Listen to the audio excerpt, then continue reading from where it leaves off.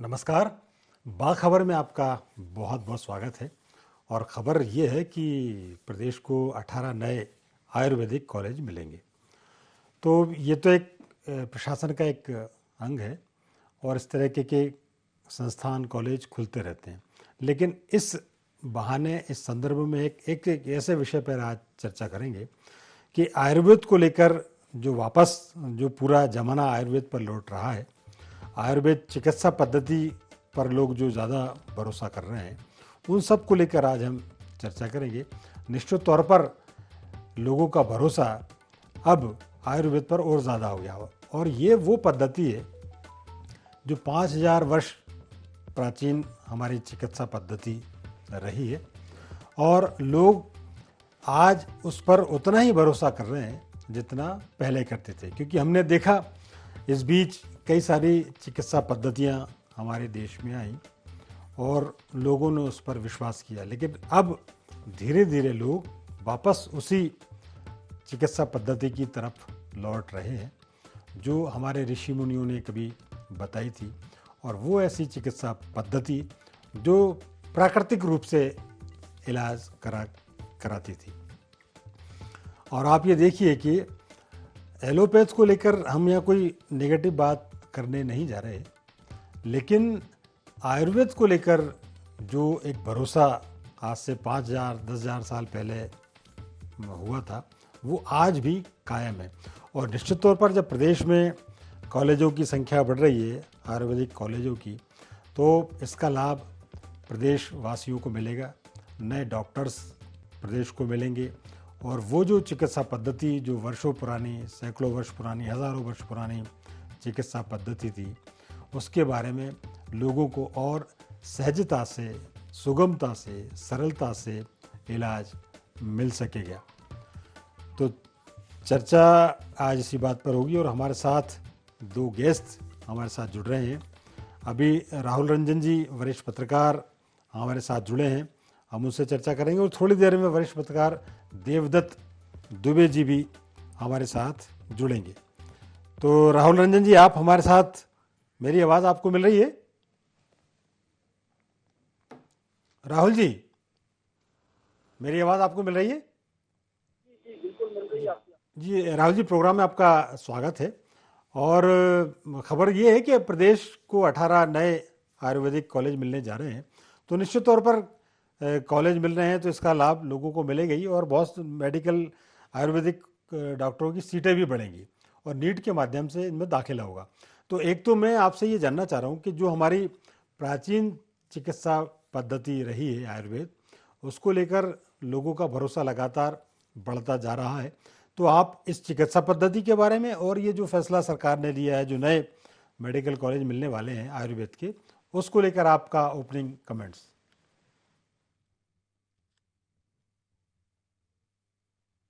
ये है कि सरकार ने फैसला लिया है मेडिकल कॉलेज खुलेंगे, ये आवश्यकता है, क्योंकि जिस तरीके से मरीजों की संख्या, जिस तरीके से तमाम चीजें जो बढ़ रही है, जीवन शैली जिस तरीके से बदल रही है, इस जीवन शैली में बहुत जरूरी हो गया है कि मेडिकल कॉलेजेस या फिर डॉक्टरों की संख्या बढ़ाई जाए। लेकिन सबसे बड़ी बात ये जीवन शैली जिस पर आधार करती है, वो जीवन शैली आयुर्वेद से ही। जी राहुल जी, आपकी आवाज़ नहीं आ पा रही। एक बार देवदत्त जी हमारे साथ जुड़े, मैं देवदत्त जी से कमेंट ले लेता हूँ एक, फिर आपसे जुड़ता हूँ। देवदत्त जी, आपको मेरी आवाज़ मिल रही है? हाँ मिल रही है। हाँ देवदत्त जी, प्रदेश में 18 नए आयुर्वेदिक मेडिकल कॉलेज मिलने वाले हैं प्रदेश को। तो ये बात तो ठीक है, एक प्रशासनिक निर्णय है, लेकिन ये जो आयुर्वेद को लेकर जो मध्य प्रदेश मतलब एक तरह से हब बनता जा रहा है, भोपाल मध्य प्रदेश, तो इसको आप कितना पॉजिटिव मानते हैं और ये जो चिकित्सा पद्धति कितनी कारगर? देखिए, मध्य प्रदेश वैसे ही वन आधारित प्रदेश है और अपने यहाँ के जानकार तो आदिवासी लोग जंगली जड़ी बूटी से गंभीर रोगों का इलाज करते हैं। बैतूल के पास, कागज रैली के पास वैसे कैंसर जैसे रोगों की दवाइयाँ देते हैं। जी और मध्य प्रदेश में देश का भविष्य खुशीलाल आयुर्वेदिक अस्पताल भी है, क्योंकि आयुर्वेद की तरफ बढ़ना चाहिए।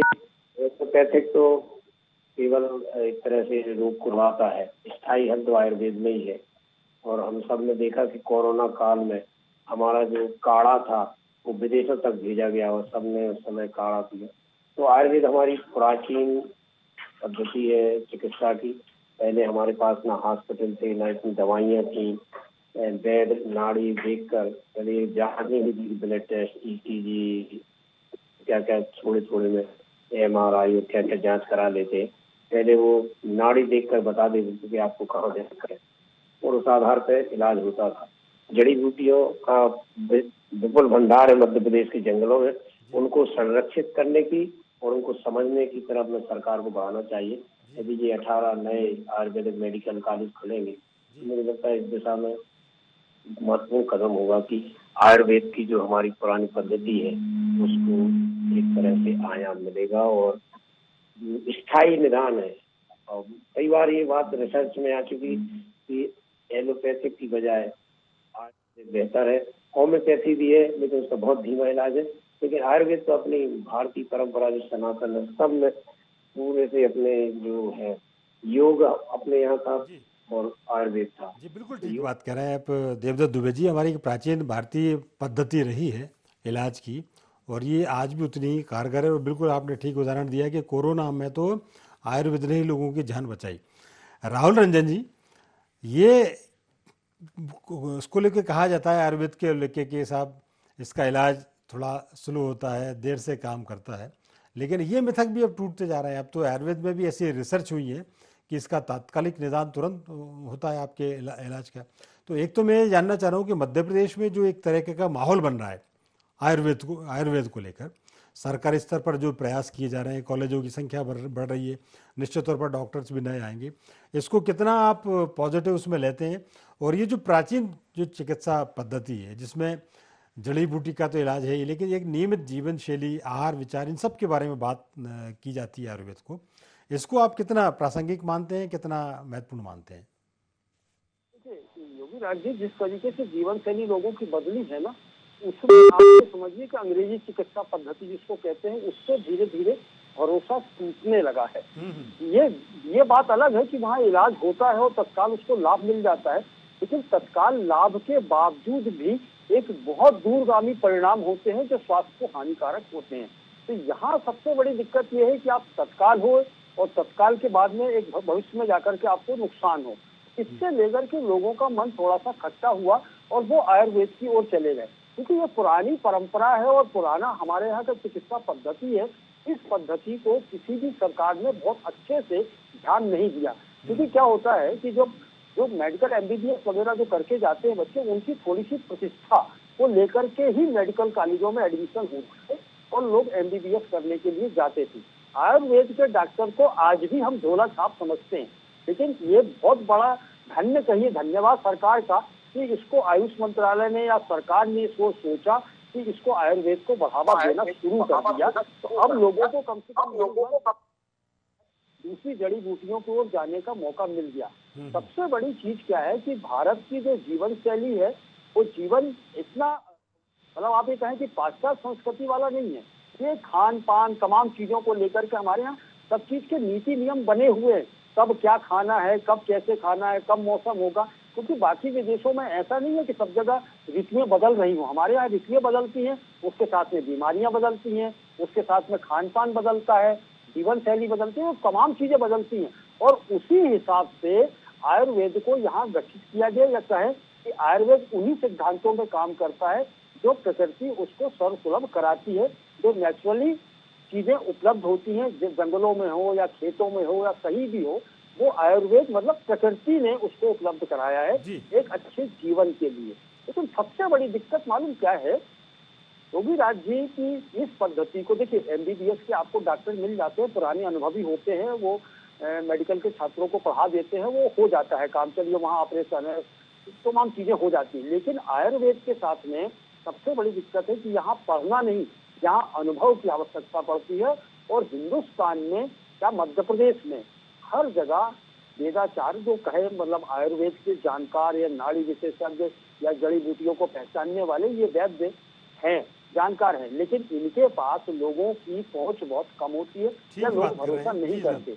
अब मेडिकल कॉलेज प्रोफेशनली उन्हीं लोगों को आगे लेके आना पड़ेगा, चाहे आप गेस्ट के रूप में लेके आए या स्पेशल गेस्ट के रूप में लेके जाए। लेकिन छात्रों के साथ में इनका कार्यक्रम सरकार बनाना सुलभ करेगी, तब जाकर के जो परंपराएं जो कहा जाए नाड़ी वैद्य हुए, हमारे आयुर्वेदाचार्य हुए, ये लोग जो लुप्त होते चले जा रहे हैं, जो इनको समझ है, जड़ी बूटियों की समझ है और तमाम इन्होंने शास्त्रों को पढ़ा है सही बात आयुर्वेद है से, राहुल तो जी।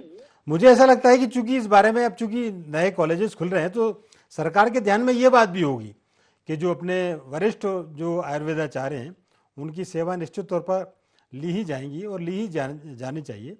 देवदत्त जी, एक बात मैं आपकी तरफ आना चाह रहा हूँ। एक तो क्या है कि आयुर्वेद के जो सिद्धांत हैं वो बड़े प्रामाणिक सिद्धांत हैं। हमारा आयुर्वेद पंच सिद्धांतों पर कार्य करता है। एक एक लाइन आती है, क्षिति जल पावक गगन समीरा, मतलब पृथ्वी, जल, आकाश, वायु, ये हमारे पंच सिद्धांतों पर आयुर्वेद काम करता है। और आयुर्वेद को लेकर असल में क्या है कि लोगों के मन में ये था कि अरे ये जड़ी बूटी से इलाज होता है, बहुत देर लगती है। लेकिन आयुर्वेद केवल जड़ी बूटी तक सीमित नहीं है। आयुर्वेद में आपकी जीवन शैली का एक बड़ा पार्ट इसमें शामिल है। आपका आचार विचार व्यवहार, आपका खान पान, ये सब भी शामिल है। इवन इसमें योग, मेडिटेशन, ध्यान, ये सब मिलके एक जो बनती है वो पद्धति आयुर्वेद कहलाती है। तो मुझे ऐसा लगता है कि ये जो मिथक था लोगों के बारे में कि साहब ये धीरे काम करता है, ये केवल जड़ी बूटियों से इलाज होता है, ये मिथक टूटा है। क्योंकि आज हम ये देखते हैं कि लोगों को आज वो जो उसकी 5 विकारों की आवश्यकता पड़ रही है, 3 जो बात, पित्त और कफ के बारे में जो बात की जाती है उससे जो इलाज होता है, पंचकर्म बड़ा कारगर साबित हुआ है आज के दौर में। तो इन सबको आप कैसे लेते हैं? क्योंकि मुझे ऐसा लगता है हर आदमी पंचकर्म की आवश्यकता तो हर आदमी को पड़ने लग गई है आज। देखिए, आयुर्वेद आज उसको जड़ी बूटी और ये सब कह रहे हैं। आयुर्वेद तो हमारी जीवन पद्धति थी, कोई अलग से जड़ी बूटी की जरूरत नहीं थी। हमारे किचन में राई, मेथी, दाना, जीरा, ये जो सब चीजें उपलब्ध थी, जो हम ताजा भोजन लेते थे तो बीमार ही नहीं पड़ते थे। आयुर्वेद तो वो पद्धति है जिसमें आप बीमार ही नहीं पड़ोगे यदि उसके हिसाब से खाना लो। बीमारी ये क्यों पड़ी है? बड़ी आजकल फास्ट फूड का जो खाना हुआ, पिज्जा, बर्गर, और जो लोगों ने तला भुना हुआ बहुत सारी चीजें जो खाना शुरू हुई, उससे तो बीमार पड़े। लेकिन आयुर्वेद की जो पद्धति हमारी पानी पीने से लेकर, उठने बैठने से लेकर और खाने तक जो नियमित जीवन शैली थी, उसमें आदमी बीमारी नहीं होता था। पहले गांव में ना कोई दवाइयाँ थी, ना हॉस्पिटल थे, और 100-100 साल तक लोग जीवन जीते थे, जिसमें वो पैदल ही चलते थे किलोमीटरों से। आज तो घर से निकलता है आदमी गाड़ी में, और जहाँ पहुंचता वहाँ गाड़ी से, फिर वापस गाड़ी, न चलना फिरना हो रहा, न एक्सरसाइज हो रही, और ऊपर से सोशल मीडिया, मोबाइल, इन सब से एक तरह से कैद हो गया। एक कुर्सी पे घंटों बैठा निकाल देता। तो आयुर्वेद अलग विधा है, एक जीवन पद्धति है, एक जीवन शैली हमारी प्राचीन, जिसके अनुसार यदि आप जिएंगे तो आपको बीमार होने की जरूरत नहीं पड़ेगी जी। और जब होते थे तो उस आयुर्वेद दवाइयों से इलाज भी हो जाता था। अब इतने जटिल रोग हो रहे हैं और ऐसी परिस्थिति में हो रहे हैं, लोगों की रोग प्रतिरोधक क्षमता कम हो रही है। आप देख रहे हैं किस तरह से हंसते खेलते लोग अटैक पड़ रहे हैं और सीधे क्लॉप्स हो रहे हैं। तो ये सब चीजें बहुत सारा परिवर्तन आया है। इसके लिए आयुर्वेद दोषी नहीं है। आयुर्वेद तो ऐसी जीवन पद्धति थी जिसमें आप बीमार ही नहीं पड़ेंगे। सही बात है। ये आयुर्वेद केवल इलाज ही नहीं है, इलाज को रोकना भी आयुर्वेद में शामिल था। और आपने एक बात बहुत अच्छी की कि आयुर्वेद आपको मानसिक रूप से, आत्मिक रूप से और शारीरिक रूप से फिट बनाता है, तो जिसकी आवश्यकता आज बहुत महसूस की जा रही है। राहुल रंजन जी, एक चीज़ हम आपसे ये जानना चाह रहे हैं कि आज की दौड़ती भागती ज़िंदगी में टेंशन एक बहुत बड़ी बीमारी बन के उभरा है। हर आदमी को किसी ना किसी बात को लेकर टेंशन है, और मुझे ऐसा लगता है कि इस टेंशन का इलाज तो कम से कम एलोपैथ में नहीं है, और एलोपैथ में है तो शायद वो टेंशन की या एक दर्द निवारक वो गोली ज़रूर देते हैं। लेकिन इस तनाव का परमानेंट इलाज यदि कहीं दिखता है तो मुझे ऐसा लगता है आयुर्वेद में, क्योंकि वो योग, मेडिटेशन, आहार विहार, इन सब के जरिए इन चीज़ों का इलाज करते हैं। आप इसको कितना वाजिब मानते हैं? योगी राज्य अपने यहाँ क्या सोची, आप देखिए ना, छोटी सी बात है कि चाय हमारे यहाँ बाकी सीजन में अदरक डाल के नहीं पीते, लौंग डाल के नहीं पीते। ठंड जब पड़ती है तब शुरुआत होती है हमारे पास। हम सारे दिन लस्सी नहीं पीते, हम गर्मियों में ही लस्सी पीते हैं। तो हमारे यहाँ तो तमाम चीजें जो है ना ऋतु आधारित हैं, और आयुर्वेद है ऋतु आधारित। यहाँ सारी चीजें ऋतुओं के ऊपर निर्भर करती हैं, और वो जीवन शैली को आपको नियंत्रित करती है कि आपको कब खाना है। हम कहते हैं खान पान में हमारे यहाँ मना किया जाता है कि दही रात में नहीं खाना। आयुर्वेद का सिद्धांत है वो, कब कब खाना है, कितना खाना है, हमारे यहाँ बिल्कुल सारी चीजें बिल्कुल तय हैं। और ये आयुर्वेद में जो बहुत प्राचीन ग्रंथों में इन सब सारी चीजों की व्याख्या कर दी गई है कि कब कैसा खान पान होना चाहिए। आप यदि उठा करके देख लीजिए तो राजा महाराजाओं की पूरी श्रृंखला देख लीजिए तो कोई ऐसे ऑपरेशन नहीं होते थे, बिल्कुल उनके साथ में वही था कि सब दिया जाता था। चाहे फिर आप उठा करके यहाँ भी देख लीजिए कि हमारे यहाँ जो गर्भवती महिलाएं होती थी या बच्चे होते थे, तो हमारे यहाँ छोटा सा उदाहरण है, वो लड्डू जो बनते हैं, जापे के लड्डू बच्चे जी हाँ, वो क्या है, वो आयुर्वेद ही तो है, उसमें जड़ी बूटियां ही तो होती हैं, उससे पौष्टिक आहार मिल जाता है महिला को, वो तंदुरुस्त रहती है, बच्चा भी स्वस्थ रहता है। लेकिन क्या आप ये बता दीजिए कि बाकी और किसी पद्धति में इस तरीके की व्यवस्थाएं हैं क्या? नहीं। तो आयुर्वेद में व्यवस्थाएं हम किसी न किसी रूप में उसको दवाई के रूप में देते हैं। यदि आपने मान लिया कि दवाई है, आयुर्वेद है, तो बात अलग है। लेकिन यदि आप उसको खान पान में, जीवन शैली में हो जाएंगे, तो जो आप बात कह रहे हैं कि तनाव वाली बात, तो तनाव तो काफी हद तक दूर रहेगा जी। तो ये पुराने लोगों को आप उठा करके देख लीजिए, ऐसा ये हमसे आज की दुनिया जितनी भागदौड़ की है उससे ज्यादा तनाव पहले भी था, क्योंकि अव्यवस्थित जिंदगी थी। लेकिन इसके बावजूद भी लोग व्यवस्थित थे, उनके पास में इतना तनाव नहीं था। बड़े बड़े परिवार होते थे, बड़े बड़े कुटुंब थे, एक परिवार में 50-50, 60-60 लोग, संयुक्त परिवारों की परंपरा थी। आप एकल परिवार में तनाव हो रहा है, मियाँ बीवी के बीच में तनाव हो जा रहा है, वहाँ 60-60 लोगों के बीच में तनाव नहीं होता था। तो देते क्या थे दादा दादी, बुआ नानी हम लोग को देते क्या थे? वही तो देते थे, चुटकी भर ये खा लीजिए, पेट दर्द हुआ नमक खा लीजिए, काला नमक चुटकी भर। अब तो स्थितियां अलग हो गई हैं। हमारे यहाँ तो पेट दर्द हो जाए तो हमारे सोडा खिला दिया जाता था। अब सोडा, तो आप ये कहेंगे सोडा किस काम आएगा भाई, तो अब बेकिंग में चला गया वो। तो बहुत सारी चीजें ऐसी छोटी छोटी आई हो बढ़कर के, जिनको हम भूल क्या गए कि हमने उनको अपने आने वाली पीढ़ियों को ये समझाया ही नहीं कि खान पान के तरीके से आप स्वस्थ कैसे रहेंगे। आप ये देखिए, आज की तारीख में ऐसा कौन सा व्यक्ति है जो ये कह दे कि मुझे बीपी नहीं है, मुझे शुगर नहीं है, मुझे थायराइड नहीं है। हर आदमी पीड़ित है, 100 में से 90 आदमी पीड़ित हैं। सही कह रहे हैं आप राहुल रंजन जी। एक चीज मैं ये देवदत्त जी, एक चीज आपसे जानना चाह रहा हूँ कि क्या ये विदेशी कंपनियों का या ये बाहरी लोगों का ये षड्यंत्र था कि भारत की जो एक प्रामाणिक चिकित्सा पद्धति है उसको कैसे निपटाया जाए।